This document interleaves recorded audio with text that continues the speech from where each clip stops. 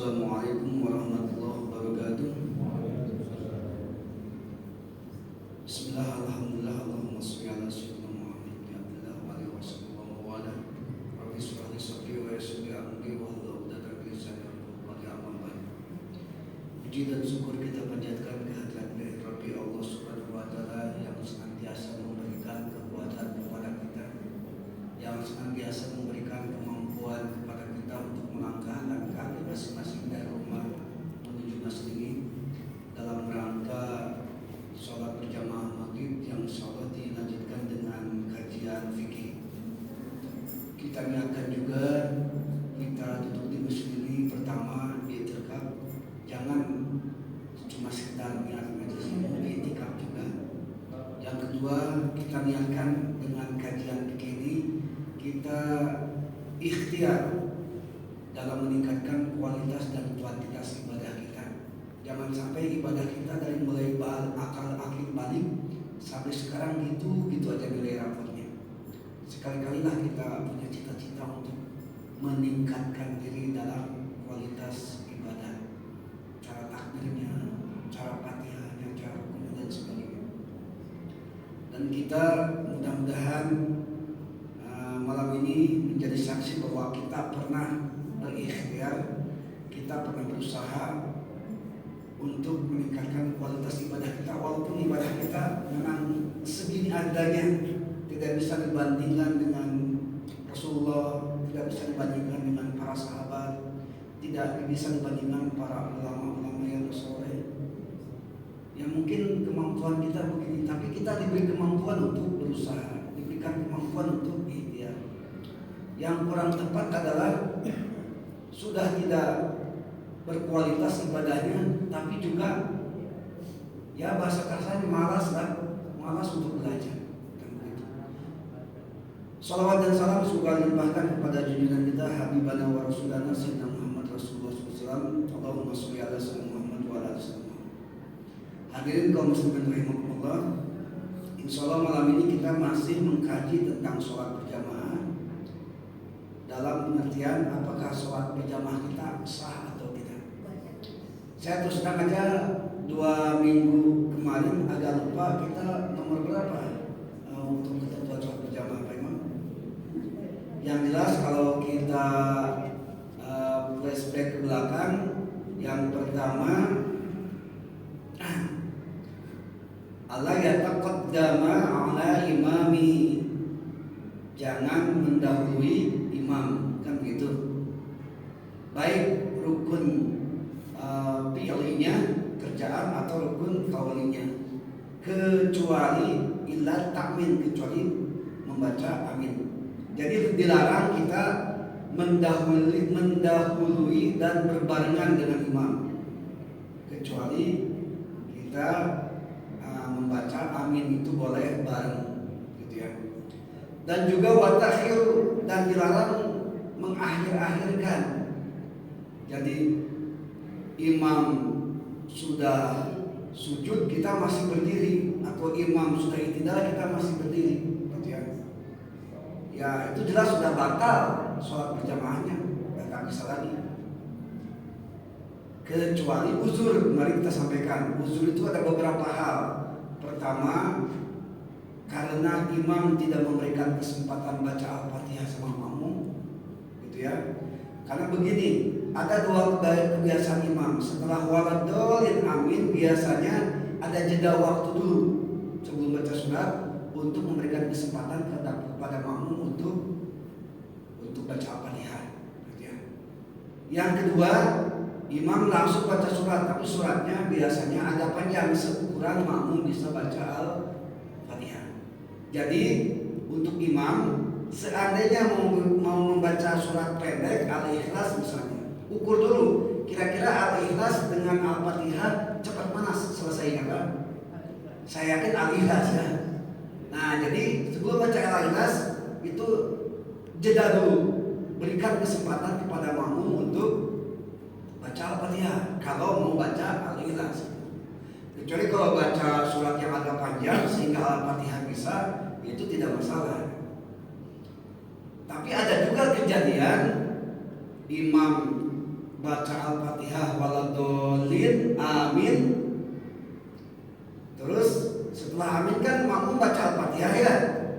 Baru bismillahirrahmanirrahim alhamdulillah. Baru ar-Rahmanir-Rahim karena imam bacanya surat Yasin ayat pertama. Bismillahirrahmanirrahim Yasin Allahu Akbar. Bisa aja kan seperti itu. Nah, kalau makmum ikut ruku batal sholat berjamaahnya. Kenapa? Karena bukan batal lagi, tak sah sholatnya. Karena tidak baca Al-Fatihah. Al-Fatihah termasuk rukun sholat.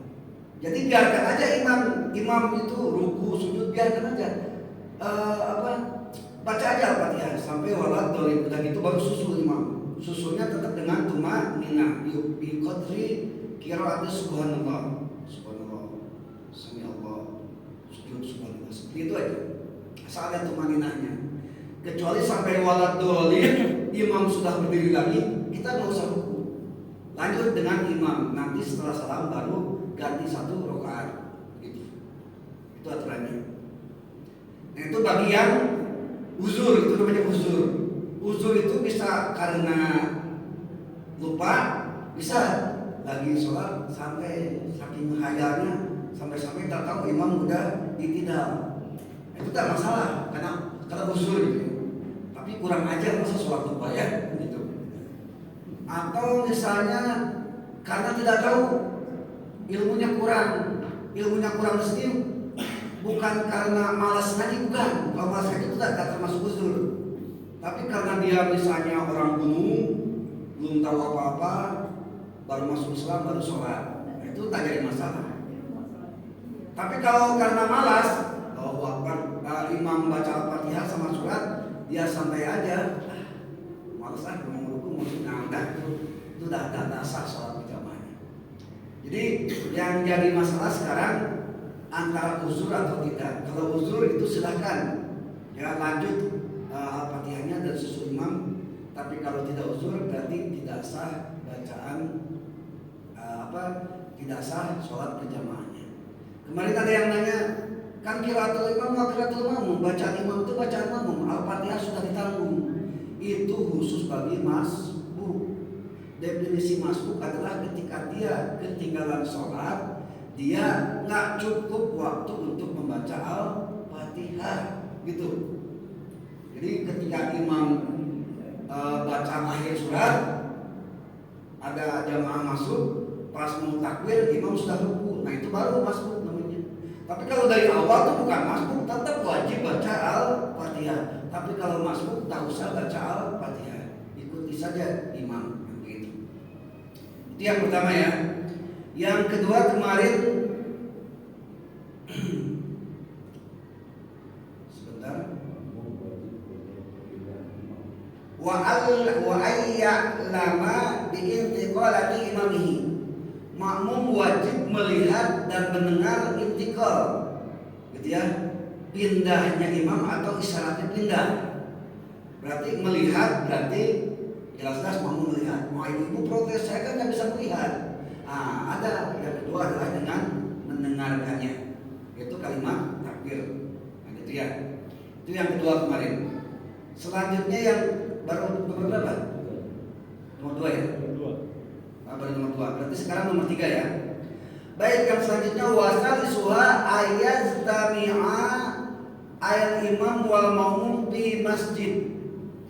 Yang ketiga harus berkumpul antara imam dan makmum di masjid. Wajib tuh.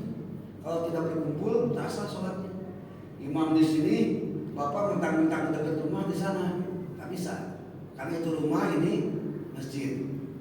Kecuali kalau ketika jamaah membeludak, misalnya ini udah penuh, ada atas juga ya, atas sudah penuh sampai meluber ke sana, itu nggak jadi masalah, itu nyambung sab namanya, gitu ya, nyambung sab. Jadi mohon maaf, jadi kalau nyambung sab nggak jadi masalah, gitu ya. Walaupun di luar, walaupun jauh, tak apa-apa, berkilo-kilometer pun tak jadi masalah. Kecuali ada saf yang terpisah. Contoh, saf terpisah itu misalnya begini. Ini saf jamaah laki-laki, ini laki-laki ya. Perempuan kan di sini agak bisa ya, di sini perempuan. Asal seukuran kurang dari salah satu mi'atin dira'in, seukuran 300 siku ya, sikunya bangsa Adam yang normal. Siku itu kira-kira setengah meter lah. Kita konversikan sekitar 150 meter. Asal jarak dari sini ke sini walaupun ini kosong kurang dari 150 meter atau pas 150 meter itu masih sah. Tapi kalau lebih itu udah tak sah lagi sholat berjamaahnya. Bisa dipahami apa ya? Jadi kalau membuat jarak itu jangan sampai melebihi 150 meter, begitulah ketentuannya. Biasanya kan antara laki-laki dan perempuan agak terpisah kan, jangan sampai terlalu jauh gitu. Gitu. Kalau sampai melewati pada 150 meter atau 300 kilo itu tidak sah sholat berjamaahnya. Ustaz, ya. Silakan. Jadi kalau misalnya berjamaah itu 2 lantai misalnya. 2 lantai. Nah, itu di luar mereka desain masjid itu di bawah itu ada untuk ruangan jemaah perempuan misalnya. Itu gimana sih? Tapi tak ada lubang gitu. Istilahnya masjid kita atau masjid orang lain? Masjid orang lain. Masjid orang lain. Ini kan bisa. Bisa. Jadi di bawah masjid itu ada ruangan untuk perempuan. Ya. Ngapain? Sholat juga? Berjamaah. Begini. Pakai mic ya. Dengar lah ibu-ibu tadi. Ya. Jadi masjid 2 tingkat berarti ya? Ya. Jadi diniatkan masjidnya itu 2 tingkat. Ya. Gitu. Sebetulnya idealnya masjid 2 tingkat itu imam dan jamaah utama itu di lantai bawah. Semestinya. Saya yakin semua masjid kecuali gudang ya, atau peruntukannya untuk bangunan yang lain misalnya kantor yayasan atau apalah namanya sekretariat gitu ya. Tapi saya yakin orang yang ahli fikih itu desain masjid kalau 2 lantai itu posisi utama masjid itu pasti lantai pertama. Pasti itu, silakan cek. Makanya itulah pembangunan masjid mesti melibatkan ulama, jangan insinyur saja. Mohon maaf. Karena begini, kalau 2 tingkat masjid diniatkan lantai atas dan lantai bawahnya itu masjid semua, jamaah mau lewat manapun tak jadi masalah. Yang jadi masalah ada juga di atas masjid, di bawah gedung pertemuan atau apa, kan begitu. Biasanya ada tangga kan, pasti ada tangga, gitu ya.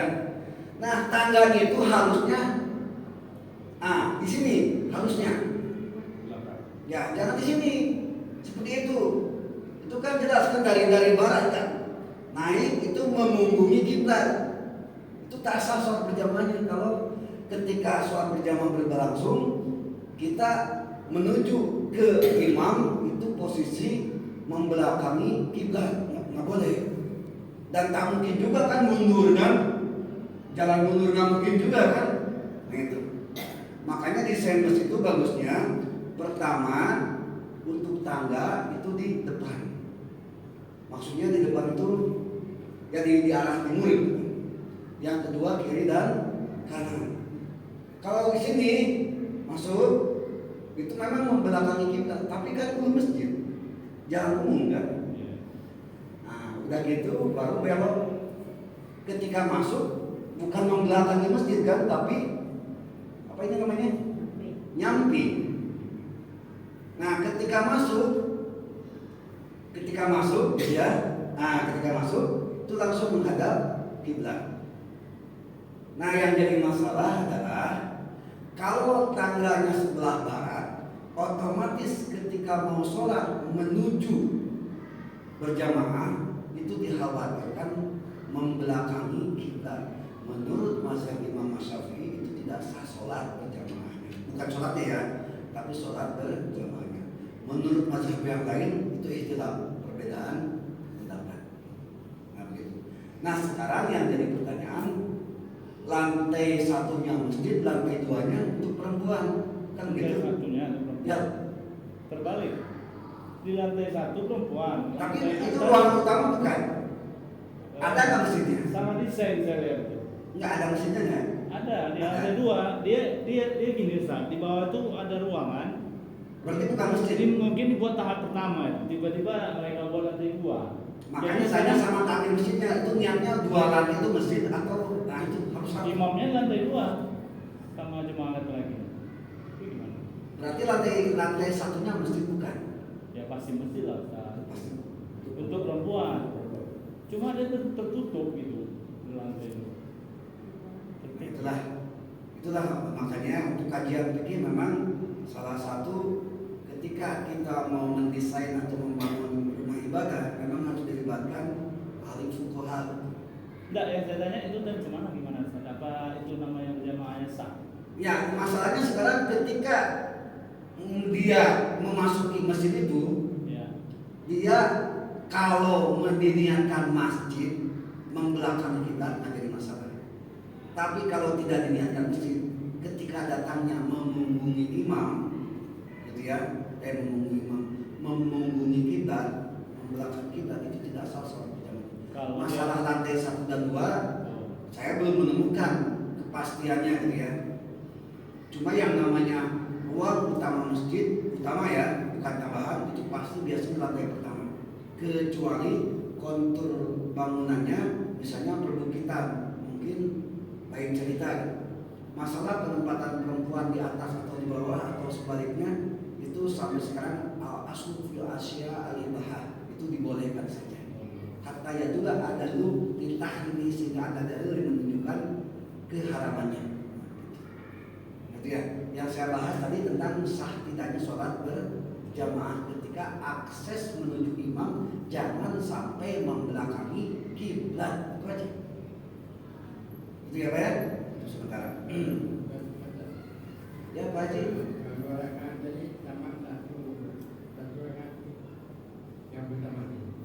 Yang itu yang ketinggalan sama imam gitu ya. Yang ketinggalan Al-Fatihah. Ya. Jadi begini Pak Haji. Jadi status makmum itu ada dua, ada masbuk, ada muaqib. Masbuk kita udah paham semua ya. Masuk tapi tidak sempat baca Al-Fatihah kan gitu. Itu nggak jadi masalah karena ditanggung sama imam. Yang jadi masalah adalah kita sama-sama dengan imam. Bahkan komatnya pun misalnya dia ikut mendengarkan kan gitu, di bareng-bareng kan. Bisa saja ada kasus ketika imam waladhdallin ya, dia membaca surat Al-Ikhlas. Ada kan imam yang baca Al-Ikhlas tapi nggak ngasih jeda sama makmumnya. Waladhdallin amin bismillahirrahmanirrahim, bahkan sampai diwasal bismillahirrahmanirrahim sampai gitu ada juga. Kira-kira baca Al-Fatihah dengan Al-Ikhlas duluan mana Pak Haji? Duluan Al-Ikhlas kan? Karena cuma 3 ayat, Al-Fatihah 7 ayat. Nah, ketika Pak Haji misalnya jadi makmum, imamnya sudah ruku, Pak Haji belum tuntas menyelesaikan Al-Fatihah, tuntaskan dulu Al-Fatihah. Jangan ikut imam ruku. Kalau Pak Haji ikut imam ruku, batal salatnya. Kenapa? Karena tidak baca Al-Fatihah. Kan begitu. Sudah ruku, tidak masih belum selesai juga, lanjutkan aja, gitu maksudnya. Sudah sujud masih belum selesai juga, cuma kalau nggak selesai ya nggak mustahil juga. Ini seandainya nggak apa-apa, nggak aneh-aneh. Sudah sujud belum selesai juga, lanjutkan. Duduk di antara dua sujud belum selesai juga, lanjutkan. Sujud lagi, misalnya ya, belum selesai juga, lanjutkan. Selesai ketika imam berdiri lagi. Nah, Pak Haji nggak usah ruku lagi, udah ikuti imam. Gitu. Berarti tadi ketinggalan 1 rakaat. Berarti nanti imam pas salam, Pak Haji naik lagi, tunaikan 1 rakaat lagi. Bagaimana ketentuan baca Al-Fatihah ketika nyusul imam? Itu baca apa? Ukurannya salah satu rukun rukunin tawilah. Jadi rukun pilih itu ya arkanul fi'li. Saya udah kemarin udah membahas ada dua, ada yang qasiro, ada yang tawilah. Qasiro itu dua. Yang pertama i'tidal, yang kedua duduk di antara dua sujud. Tawilah ada tiga. Yang pertama ruku, yang kedua sujud pertama, yang ketiga sujud kedua. Nah, yang jadi ukuran ini tawilah, 3 rukun tawilah. Nah, gitu. Jadi ketika Pak Haji ketinggalan Al-Fatihah, gitu ya, sampai sujud yang kedua itu masih bisa menyusul. Itu maksudnya. Kemarin saya udah praktek sebetulnya ya. Jadi kira-kira bisa mau nanya, antara ruku sampai sujud kedua kira-kira berapa menit? Mohonlah ada yang jawab normalnya. Atau berapa detik? Sama itidal Iya. Itidal duduk di antara dua sujud gitu. 2 menit kan? Enggak, tunggu dulu. Satu gerakan 2 menit kayaknya. Gerakan 2 menit lama betul. 2 menit semua lah ya. Ya, 2 menit. Ada nggak 2 menit? Kebanyakan kan? Kebanyakan. 60 detik 1 menit kan? Ya enggak, masalahnya ketika kita mengadakan sholat berjamaah masjid pertama berdiri, memang imam sama jamaahnya harus bikin kesepakatan, harus. Model kemarin itu Pak Yahya paling, saya mau protes juga Pak Yahya kalau baca Fatihah yang sir cepat kali, saya tak kalau cepat sekali biar aja. Cuma masalahnya kita sebagai makmum harus lanjut, jangan ikut ruku. Iya, maksud saya protes. Oh, protes. Cepat kali Pak rukunya. Jadi kami belum selesai, akhirnya ketinggalan 2 tawilah tadi. Cara supaya normal, Pak Haji, cara baca Al-Fatihahnya memang salah satu syarat Al-Fatihah itu harus berbunyi. Pak Haji nggak bisa kalau tak berbunyi itu tidak sah sholat kita. Ibu sholat Allahu Akbar baca Al-Fatihah nggak berbunyi, ini ada komat kami biasa, itu tak sah, mohon maaf. Ingat ya, ada pekerjaan hati, itu namanya niat, nggak boleh terucap. Ada pekerjaan badan, itu kayak ruku, sujud. Ada pekerjaan ucapan, ada 5. Pertama takbir, Allahu Akbar, wajib terdengar itu. Mau tidak mau, bukan terdengar orang lain, terdengar kita. Semuanya wajib.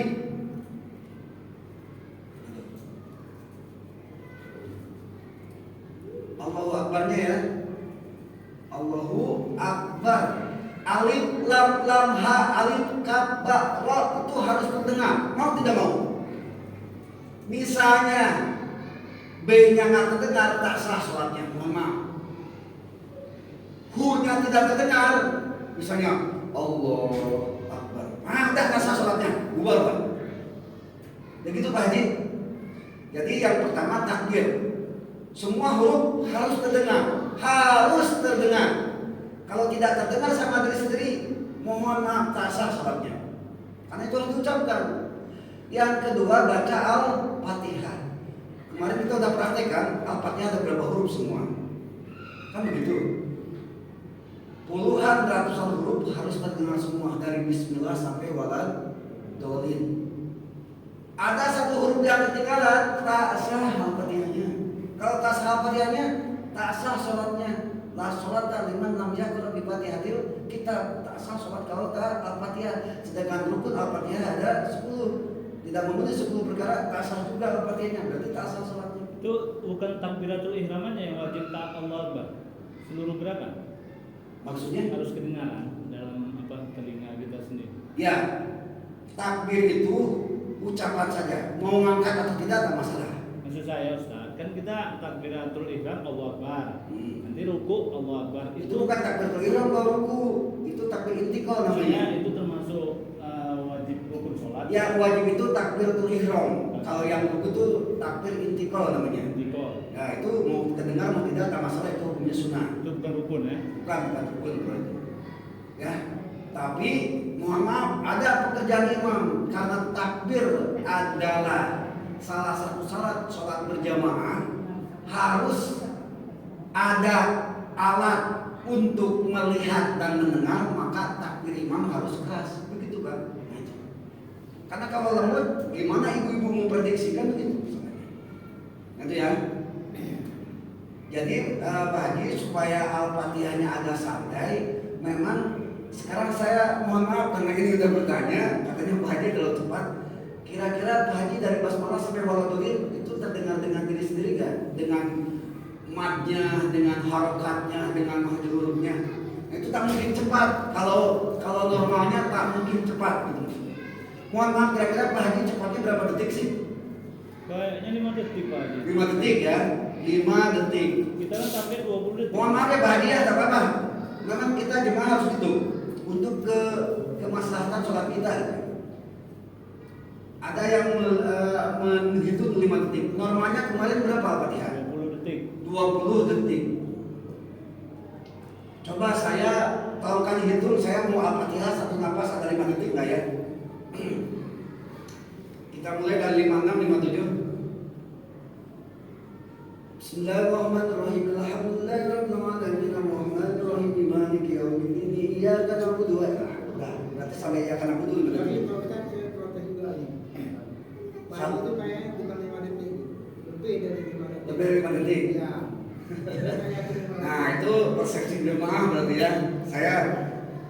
Kalau bagi saya pribadi, sepanjang makmum bisa menuntaskan sampai waladhdallin, itu no problem, tak jadi masalah, silakan saja. Gitu ya. Barusan dengan dengan wasol Al-Fatihah itu 5 detik itu baru sampai iyaka, gitu ya. Nah, itu ukurannya seperti itulah. Jadi gini aja, imam nggak jadi masalah cepat Al-Fatihahnya. Yang penting kita makmum, kan udah dikasih resepnya. Asal tidak melebihi rukun fi'li tawilah, tidak melebihi 3 rukun tawilah, lanjut Al-Fatihah, sah salat berjamaah. Gitu. Gitu ya kan ya? Itu Pak Haji ya. Jadi mungkin kita introspeksi juga ya Pak Haji ya, saya sama-sama introspeksi lah. Gimana caranya membaca Al-Fatihah tidak terlalu cepat. Nah, gitu. Jadi rumusnya begitu Bu. Yang harus diucapkan takbir, yang kedua Al-Fatihah, yang ketiga tasyahud. Dari at-tahiyatu mubarakatus shalawat sampai asyhadu alla ilaha illallah, maka disebut tasyahud karena dari asyhadu ya.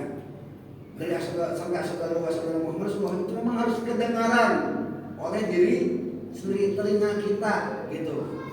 Tapi kalau hujan besar jangan nambah suara, tak usah.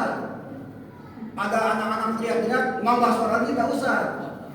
Gitu ya. Jadi nggak usah lebay. Jadi begini. Kalau misalnya suara terdengar oleh kita seukuran 5 desibel, misalnya ya, 5 desibel itu di keheningan. Kalau di keheningan malam, jangankan suara kita, detak jantung aja kita dengar kan? Nah, itu kurang dari 1 desibel kalau jantung itu. Nah, kita contohlah ambil 5 desibel. Misalnya gini. Nah, kayak gitulah. Ya. Asal makhrajulnya juga dapat gitu. Nah, ketika ada teriakan, guntur, ada hujan lebat dan segala macamnya, jangan digedekan di 6, 7, nggak usah. Standar aja 5, karena standarnya terdengar oleh sendiri dalam kondisi hening, gitu. Jangan ditambah lagi tingkat kebisingannya, jangan ditingkatkan lagi volumenya. Nah, gitu.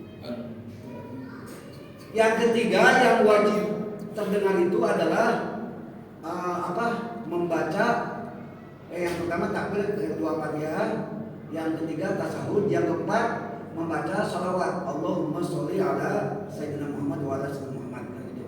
Dan yang kelima adalah ketika membaca salam, tapi khusus salam yang pertama harus jelas ya. Assalamualaikum warahmatullahi wabarakatuh. Kalau misalnya as aja yang terdengarnya, dah tak sah lagi sholatnya. Karena assalamualaikum wajib terdengar oleh diri sendiri. Itu bahasanya.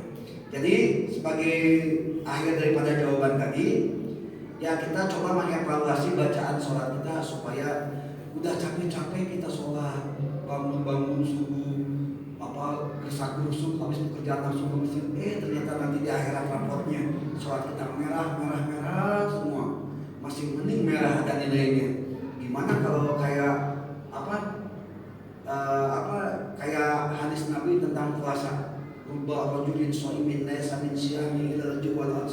Banyak sekali orang yang beribadah puasa tak ada pahala baginya kecuali lapar dan dahaga. Bisa saja banyak sekali dari umatku yang sholat tak ada pahala baginya kecuali capek dan lelah, kan begitu, sia-sia kita. Ya. Jadi demikian ya. Kita lanjut ya. Ya silakan.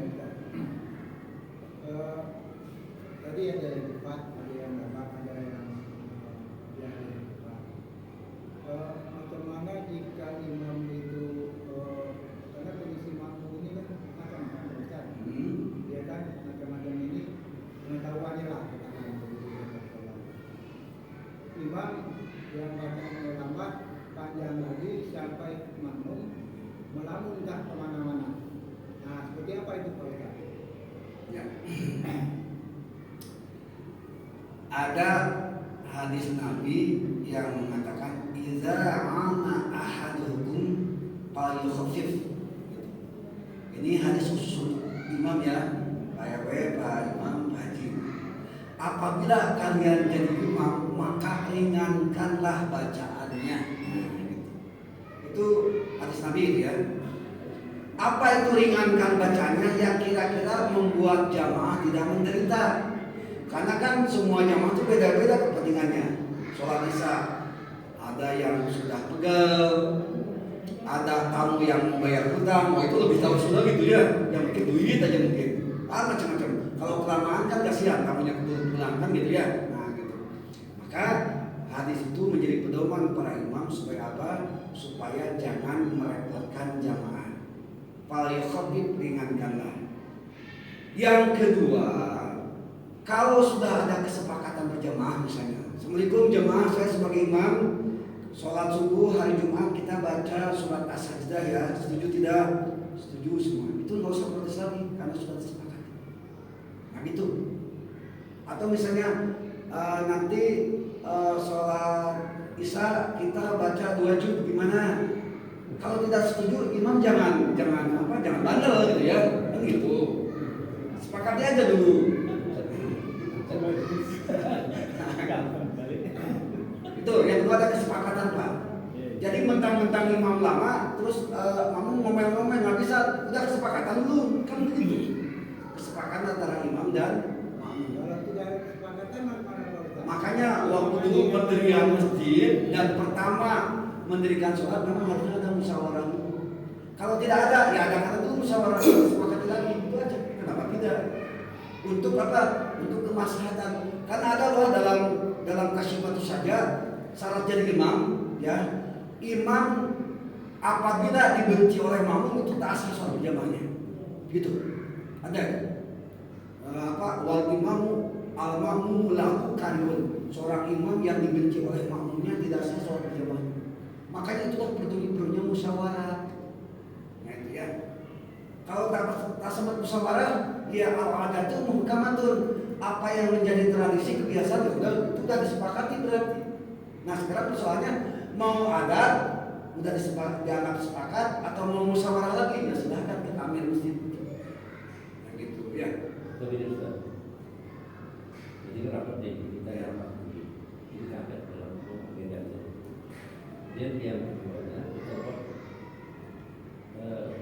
paling jadi nanti dimasukkan oleh jamaah itu bahwasanya yang disukai imam disukai tidak sukai itu kan apa tuh boleh dia kan yang penting imam tuh open aja tidak tersinggung orangnya jadi ada kan nanti surat kaleng gitu kita siapkan tempat bagi jamaah untuk mengkomplainkan bagi imam gitu itu saya boleh aja yang penting imam tersinggung. Jadi masjidnya kayak ini, kayak perusahaan berarti masjid.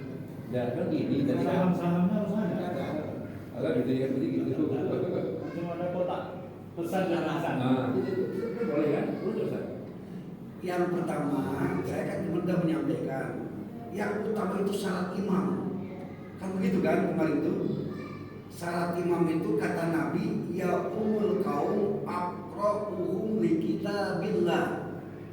Yang pasti bacaan Al-Qur'annya. Walaupun disukai mayoritas, tak pasti nggak usah rasa sholatnya gitu masalahnya. Nabi sudah menyampaikan. Mohon maaf ya Pak Imam ya. Kata Nabi, ya umul kaum aqra'uhum li kitabillah. Yang menjadi imam itu yang pertama bukan masalah suka tidak suka. Yang pertamanya itu, tapi dia fasih atau tidak gitu maksudnya. Mungkin ini tanggapan Pak Imam karena dia bilang kalau tidak disukai jemaah tidak sah berjamaahnya itu tadi dibahas. Jadi Mayoritas jamaah bukan satu jamaah. Mayoritas. Iya, mayoritas jamaah. Ini gitu kalau memang begitu, nanti kami bisa lihat. Jadi mana? Enggak begini, itu asbabul apa sebab hadisnya begini. Ada orang yang suka maksiat, tukang bacok, tukang mabuk, tukang cekcok, tukang nikam rok, misalnya gitu ya. Tapi dia pandai ngaji, dia jadi imam. Kira-kira kita ridho enggak? Enggak, tapi itu yang maksud kita disukai. Oh ya gitu. Nah, gitu. Jadi kita suka dan tidak suka karena Allah kan, bukan karena egoisme, bukan.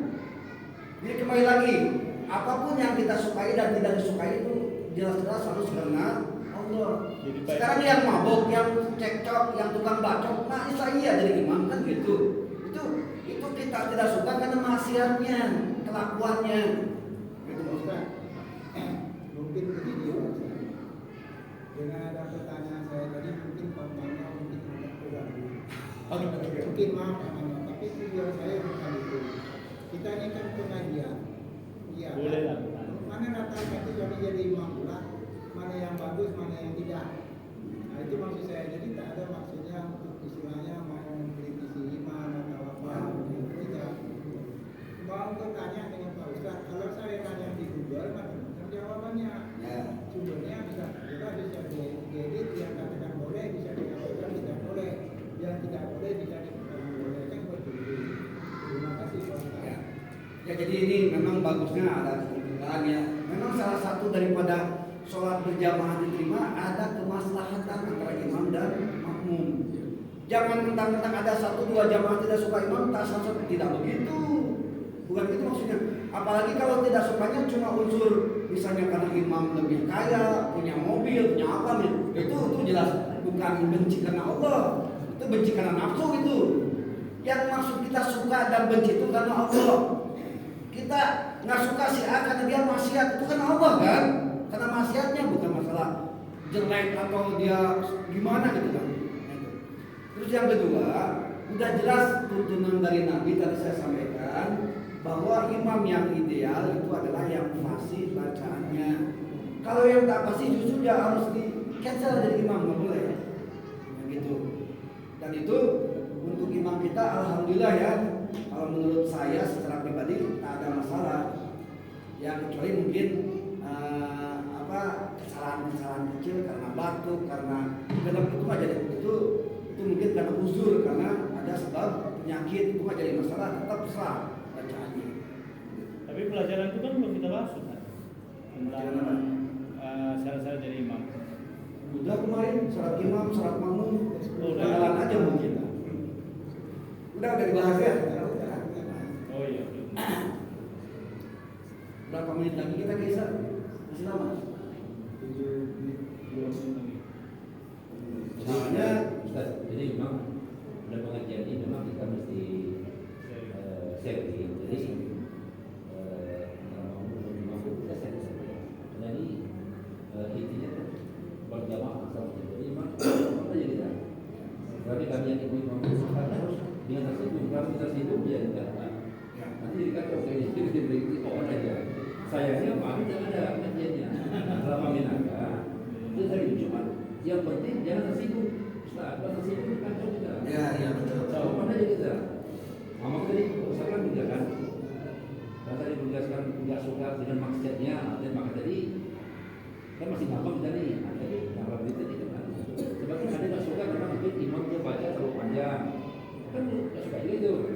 yang pertama Ustaz belum bilang maksiatnya awalnya tadi.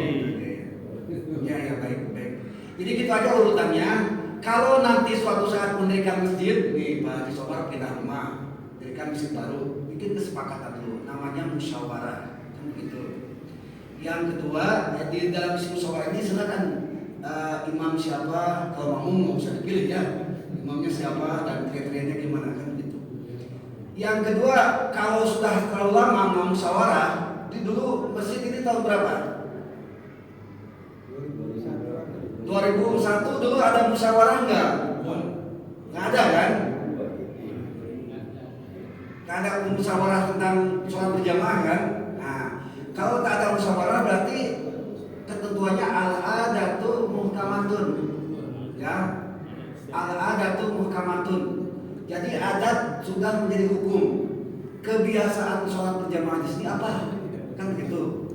Kebiasaannya misalnya maghrib baca al-kafirun dengan al-ikhlas, itu memang dianjurkan sama Nabi gitu ya. Walaupun surat ayat lain tak masalah.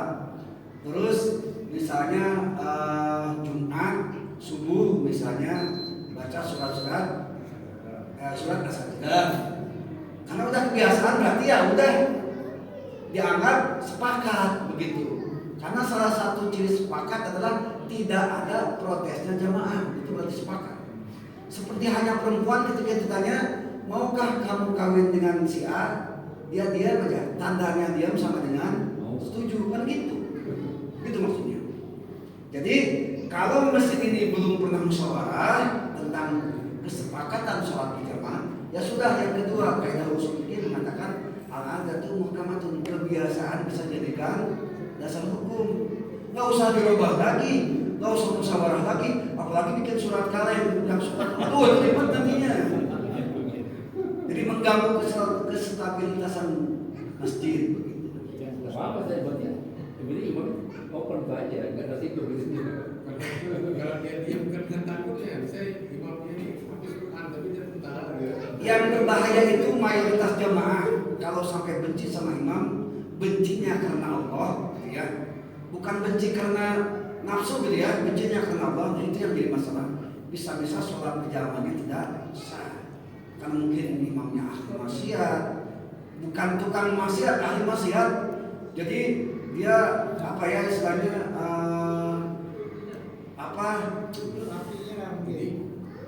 ya antara kebaikan dan kemaksiatan tuh jalan dua-duanya gitu lah. STMJ sholat terus maksiat jalan gitu. Begitu maksudnya. Nah, itu yang jadi masalah. Jadi yang kalau suka atau tidak suka bukan karena Allah itu jelas bukan masalah lagi. Saya kemarin sudah pernah tuh penjaga itu tidak bawa berapa banyak kita bawa. Jadi ada saya dengar kok Pak Imam tak bawa sejarah lagi gitu. Bawa apa? Ya sebelum Jumat itu saya bawa sejarah, mas sengaja saya bawa. Jadi ada makmum saya dengar informasi kok Pak Imam tak bawa sejarah lagi. Nah, gitu. Itulah karena al-adat itu muhkamatun, kebiasaan itu. Saat ini satu penting menurut saya. Ini kan imam di depan. Itu adakah syaratnya untuk di belakang imam itu namanya imam cadangan gitu kira-kira? Apakah itu termasuk syarat berjamaah? Kalau menurut fikih sholat itu hanya ihtiyat saja. Ihtiyat itu sama dengan kehati-hatian. Pertama unsur sholat berjamaah kehati-hatian tempat exit imam, keluar imam. Kalau imam batal, nggak mungkin kan melewati makmum ya. Harus ada pintu keluar. Ada wajib? Ada. Tapi ini syarat. Itu ihtiyat namanya. Bahkan kalau exit wajib ada, mau tidak mau. Yang kedua, sebagai pengganti imam, jaga-jaga imam, misalnya batal lah atau mendadak sakit lah dan sebagainya kan begitu. Nanti ya. Jadi posisi imam cadangan itu hanya anjuran saja.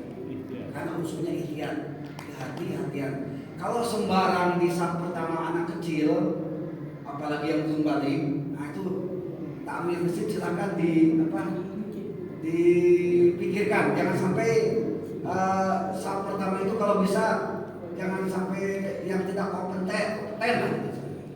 Minimal dia bisa baca Al-Fatihah dan beberapa surat itu aja. Tapi kalau sampai orang yang mohon maaf ya keterbelakangan mental atau misalnya orang yang luar biasa, apa yang sekolah luar biasa misalnya, ditempatkan di belakang imam, nah itu kalau bisa dikaji ulang lagi, jangan sampai ada di belakang imam. Walaupun sampai detik ini kita melihat belum ada imam yang gagal melaksanakan tugas di tengah-tengah sholat, biasanya sampai tuntas. Tapi kalau untuk kehati-hatian itu dianjurkan, itu sifatnya anjuran ya. Tapi kalau menempati anak kecil terus yang idiot dan segala macamnya itu memang makruh tahrim, gitu ya. Hukum makruh yang cenderung haram, nggak boleh. Itu tuh kalau terjadi batal itu Ustaz harus inisiatif yang di belakang atau yang mana yang merasa Yang lebih- belakang imam tepat, prioritas pertamanya. Yang kedua sebelah kanannya, yang ketiga sebelah kirinya. Terus aja gini. Yang paling dekat aksesnya kepada imam. Nah, begitu. Kalau pas ada dua-duanya ya harus ada mundur salah seorang gitu. Misalnya dua-duanya inisiatif menggantikan imam bareng. Itu mau tidak mau ya harus ada yang mengalah. Gimana cara mengalahnya? Bukan sulit ya, tapi ya ada yang sadar diri lah. Gitu ya. Nah, kebayang kalau sulit dulu ya, udah batal salatnya. Tadinya malam ini saya ingin membahas tentang makruhnya sholat gitu ya. Karena banyak perbuatan kita yang dapat merusak sholat Pak. Tapi karena waktunya tidak cukup, ya udahlah. Segini. Kalau macam tadi yang ada di anak suara itu, Kenapa? yang ada di anak suara itu anaknya di depan dia. Tadi ada yang ngajar anak-anak. Ya. Nah sekarang misalnya makmum ini nggak pasti nih, tapi dia nampaknya bagus. Bisa nggak di depan? Dia memayiznya. Seperti itu ya. Kalau memayit silakan aja. Kayaknya. Jangankan pengganti imam, anak yang memayit yang penting pasti bacanya silakan jadi imam menurut mazhab Imam Syafi'i. Nggak jadi masalah. Maksud saya tadi yang belum akil balik, yang belum pandai gitu, itu yang jadi masalah. Gitu ya. Hadirin kaum muslimin rahimakumullah, karena kita dibatasi oleh waktu, sebetulnya banyak yang ingin saya sampaikan gitu ya. Terutama malam ini tadinya saya target tentang makruh sholat, karena ternyata banyak perilaku kita yang merusak sholat. Ini contoh kecil, melipat baju ternyata makruh sholat tuh. Banyak tidak yang melipat baju gitu ya, melipat sorok atau apalah macam-macam lah. Sampai-sampai ada 31 yang dapat merusak sholat. Nanti entah berapa sesi nantilah ya. Yang jelas syarat sholat berjamaahnya ini belum selesai, baru sampai nomor berapa memang? Baru sampai nomor 3. Yang mudah-mudahan Pak, walaupun kita bertahap, mudah-mudahan ini menjadi kemajuan kecil buat kita untuk kemajuan besar kualitas ibadah kita. Amin ya Allah ya Rabbal alamin. Sekian dan demikian, wallahu muwaffiq. Wassalamualaikum warahmatullahi wabarakatuh.